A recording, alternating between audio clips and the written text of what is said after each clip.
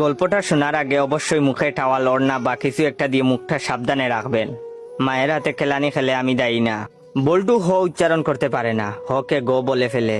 ক্লাসে নতুন ম্যাডাম এসেছে, এবার পরিচয় পর্ব শুরু হলো।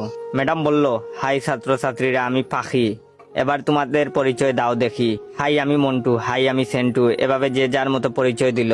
এবার বল্টুর পালা। বল্টু বলল, গাই আমি বল্টু। ম্যাডাম বললেন, কি বললে হারামি?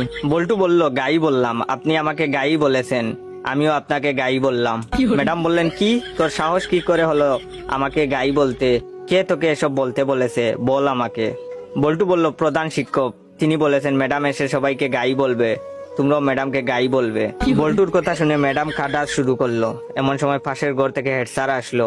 হেড স্যার আবার ক বলতে পারে না, ক কে প বলে ফেলে।